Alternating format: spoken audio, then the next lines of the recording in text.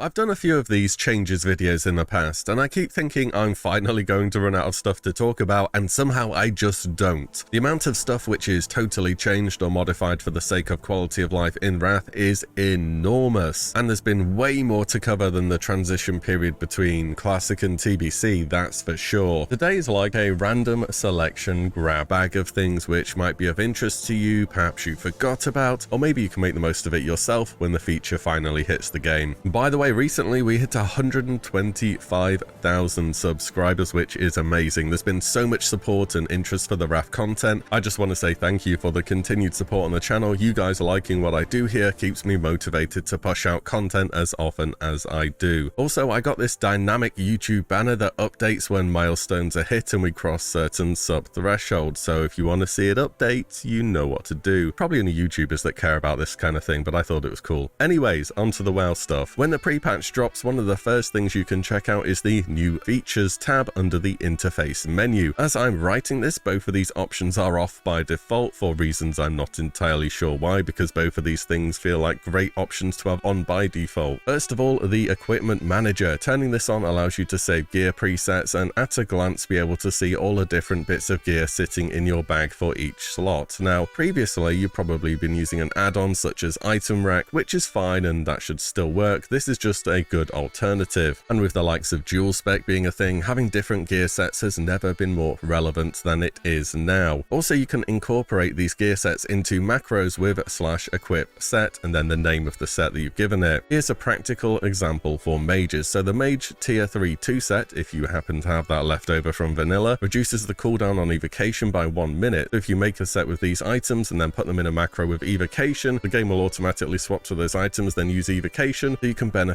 from the reduced cooldown, and then you just need to work out a way to swap back to your previous gear set again. You could also use equipment sets for gathering when you toggle on herbing to equip different items which increase your levels, and so on and so forth. It's useful, experiment with it. The second feature is preview talent changes. This does what it says on the tin. No longer will you have to run to your trainer, minus 50 gold, make a mistake, and then have to minus 50 gold again. You can be happy with your choices before you lock them in. Why wasn't this a default option that's been in Classic from day one?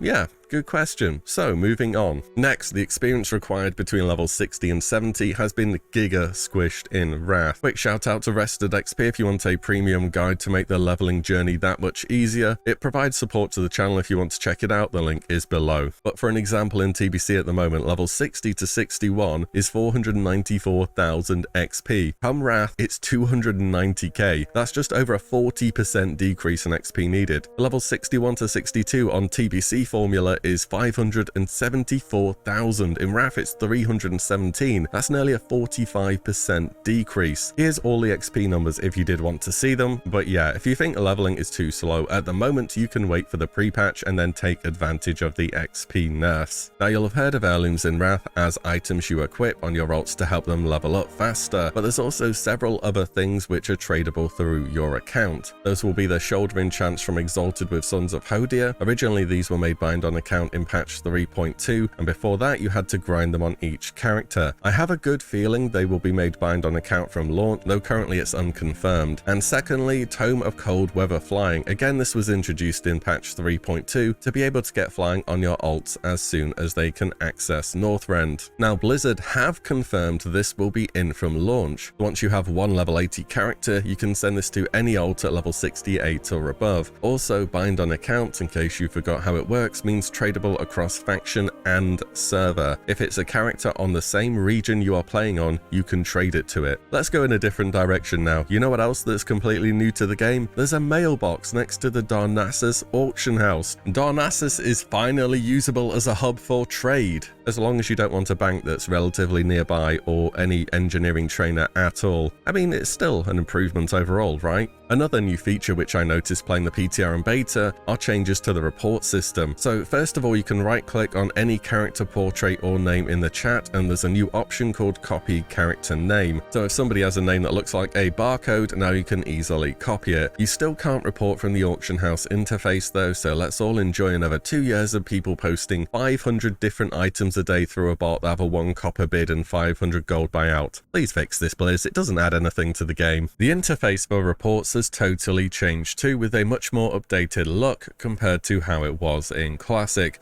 now with options for reporting under name, cheating and gameplay sabotage.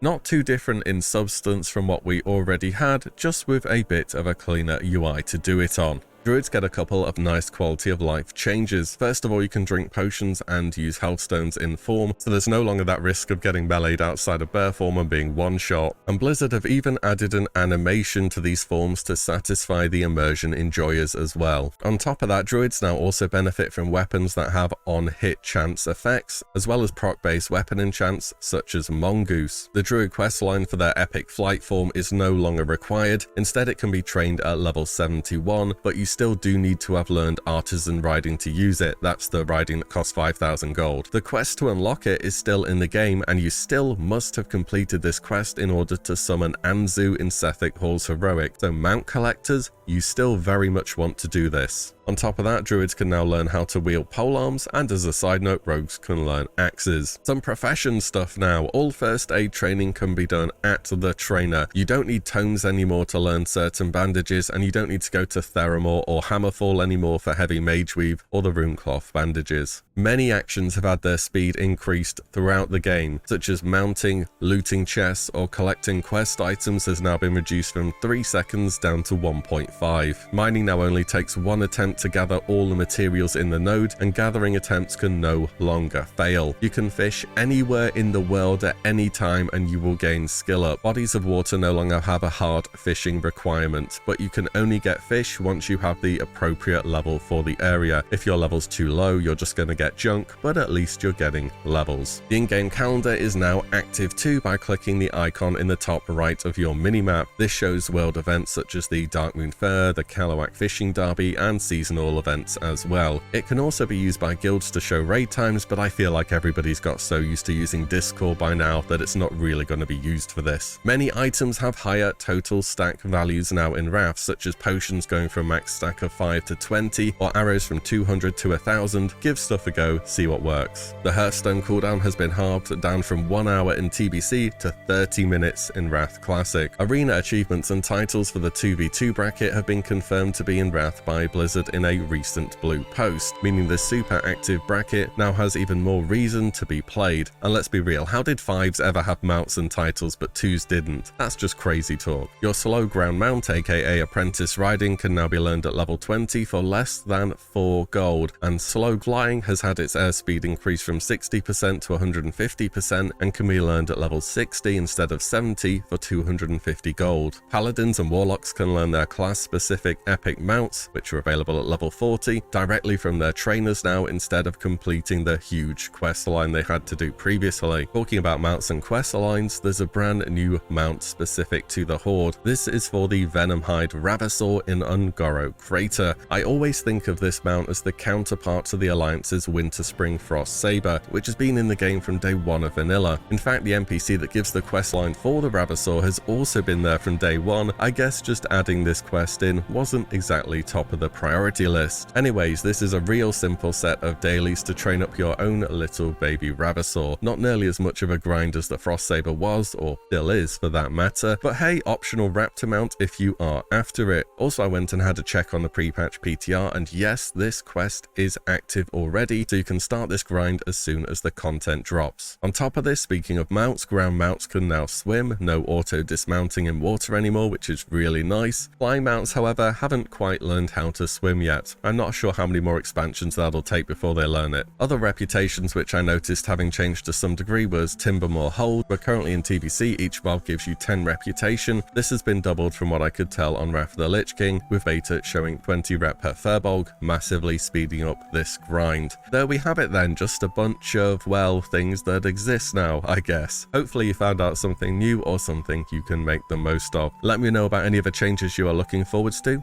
And as always guys, thank you all so much for watching and listening in. I'll see you on the next one very soon.